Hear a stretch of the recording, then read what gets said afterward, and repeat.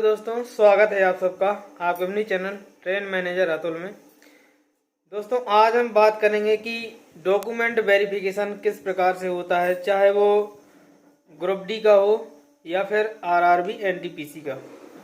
तो सबसे पहले हम अगर बात करें कि डॉक्यूमेंट्स कौन कौन से लगते हैं, तो देखिए हाई स्कूल की मार्कशीट लगती है और अंक पत्र भी लगता है और प्रमाण पत्र भी लगता है। इसी प्रकार से 12th की मार्कशीट लगेगी और आपका प्रमाण पत्र लगेगा। इसके बाद ग्रेजुएशन का first year, second year, final की मार्कशीट प्लस डिग्री भी लगेगा। अब इसमें कंडीशन ये बनती है कि किसी के पास डिग्री नहीं है तो फिर वो क्या करे। तो देखिए, अगर जिस दिन आपका डीबी है उस दिन अगर आपके पास प्रोविजनल भी है तो भी आपका चलेगा, टेस्टिमोनियल है तो भी आपको डीबी करवा लिया जाएगा। लेकिन डीबी के दिन आपसे एक फॉर्म भरवाया जाएगा जिसमें ये लिखा होगा कि आपको डिग्री ब्लॉक डेट तक जमा करनी है। ठीक है। अगला जो डॉक्यूमेंट लगता है वो है एससी ओबीसी सर्टिफिकेट। ये रेलवे के फॉर्मेट में भी आप बनवा सकते हैं या फिर आपके स्टेट में जो भी ऑनलाइन फॉर्मेट बनता हो वो भी आप बनवा सकते हैं। किसी किसी बोर्ड में दोनों मांग रहे हैं और किसी किसी बोर्ड में जो भी आपके पास अवेलेबल है वो चला रहे हैं। ठीक है। और अधिकतर अगर आपके पास ऑनलाइन वाला सर्टिफिकेट नहीं है आपके स्टेट का, तो रेलवे का फॉर्मेट का एससी या ओबीसी सर्टिफिकेट जरूर बनवा लें अपनी कास्ट के अनुसार। इसके बाद ईडब्ल्यूएस सर्टिफिकेट भी लगता है जो ईडब्ल्यूएस में आते हैं। और जिन्होंने 250 रुपये फीस कटवाई थी, यानी जो आपने एप्लीकेशन फॉर्म भर फिल किया था तब आपने इकोनॉमिकल बैकवर्ड के तौर पर 250 रुपये फीस कटवाई थी, तो उसके लिए आपको ईबीसी सर्टिफिकेट बनवा कर ले जाना पड़ेगा। अदरवाइज आपको देखिए हर जोन का एक अलग अलग नियम है। जैसा कि हमारे मुंबई जोन में ये हुआ है कि जिनके पास ईबीसी सर्टिफिकेट नहीं है उनको 2-4 बातें सुनाकर और उनसे 250 रुपये भी लिए हैं उन्होंने उसी टाइम डीबी के दिन ही, और इसके बाद उनका डीबी फाइनल किया है जिसके पास ईबीसी सर्टिफिकेट नहीं था। ठीक है। तो आप अपने जोन के हिसाब से पता कर लें, टेलीग्राम पर ग्रुप वगैरह बने हुए हैं तो आप ज्वाइन कर लें। और हमारे आरआरबी एनटीपीसी के ग्रुप में भी आप ज्वाइन हो सकते हैं, मुंबई वाले में। मैं लिंक नीचे डिस्क्रिप्शन बॉक्स में दे दूंगा, वहां से जाकर आप ज्वाइन हो सकते हैं। हम लोग वहां पर सभी अभ्यर्थियों की जितने भी एक्सपीरियंस हैं, चाहे वो ग्रुप डी का हो चाहे वो आरआरबी एनटीपीसी का हो, हम लोग पूरी सहायता करते हैं उनकी।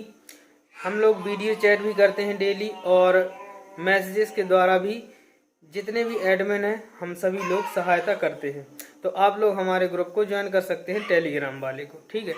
इसके बाद आपको आधार कार्ड लगेगा और जैसा कि उसमें लिखा रहता है 6 फोटो लगेंगी, लेकिन 6 फोटो हम लोगों को नहीं लगी थी, मुझे मात्र एक फोटो ही लगी थी और वहाँ पर मेरा डीबी हो गया था। मेरा डीबी मैंने आपको बताया 23 जनवरी को मेरा डीबी हुआ था, इसी वर्ष 23 जनवरी 2023 को। ठीक है।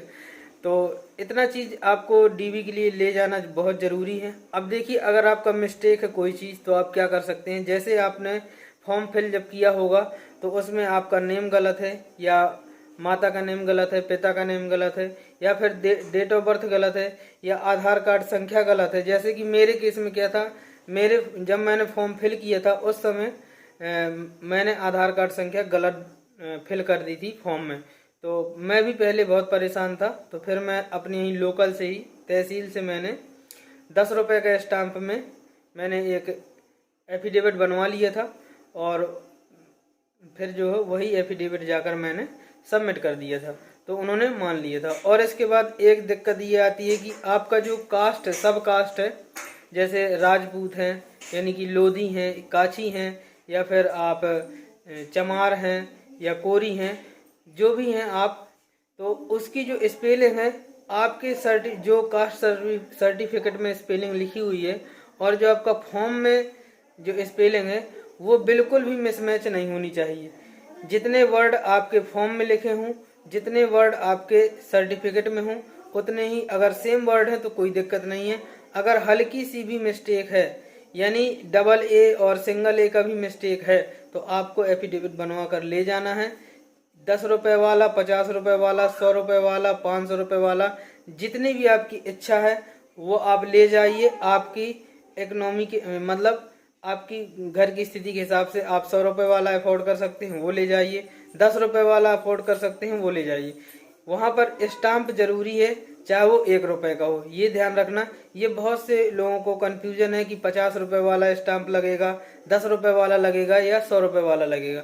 तो मैंने क्लियर कर दिया, आप 10 रुपये वाला भी स्टाम्प बनवा सकते हैं, 50 रुपये वाला भी और 100 रुपये वाला भी, ठीक है।